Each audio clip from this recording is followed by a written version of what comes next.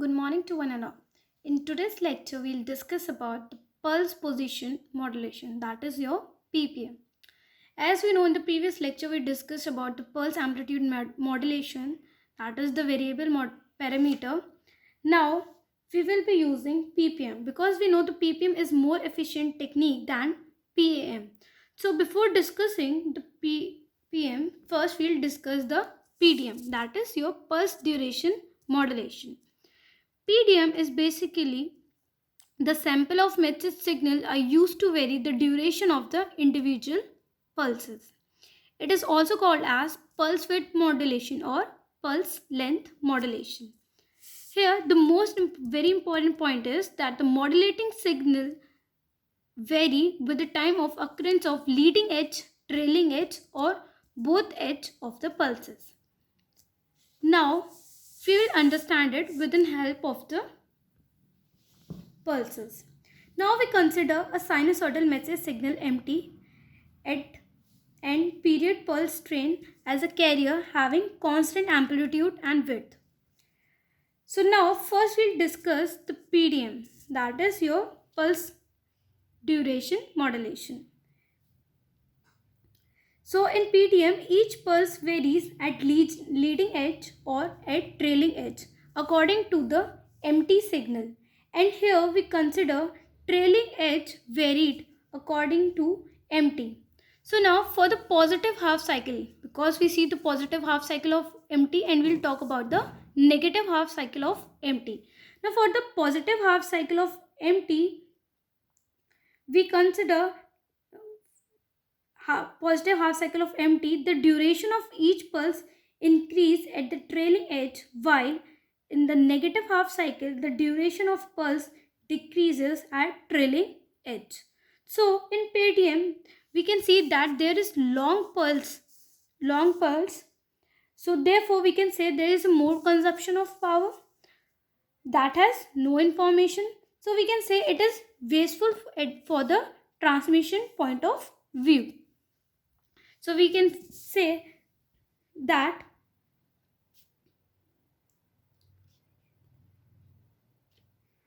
it is wasteful for the transmission point of view. Now we can say that if we make the length or width of each pulse constant, then we can say the transmission bandwidth and increase the efficiency. So for that we perform the next technique, that is your PPM, pulse position modulation, that is more efficient as compared to your PDM. So in PPM, the pulse position is varied at the leading edge. So by PPM, we have a variable position. So it is more efficient than PAM and PDM.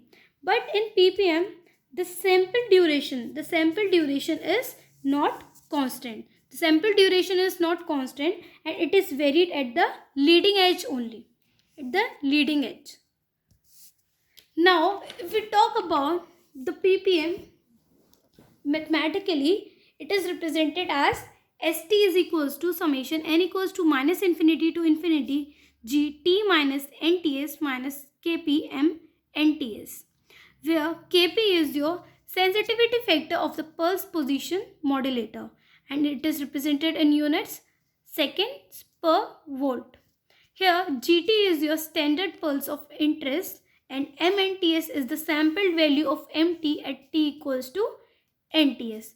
So we can say that using the sample version, the sample mnts of message signal mt is to modulate the position of nth pulses.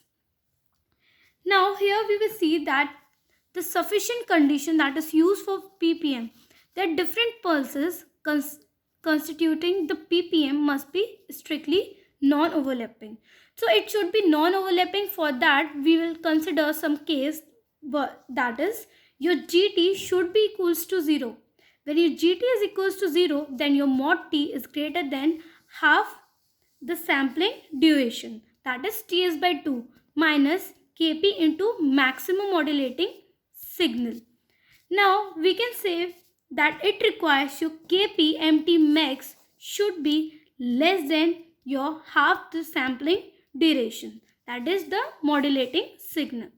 So here we note some points. That is first point, kpmt max is close to ts by 2, that is your half sampling duration, then the standard pulse gt becomes narrow.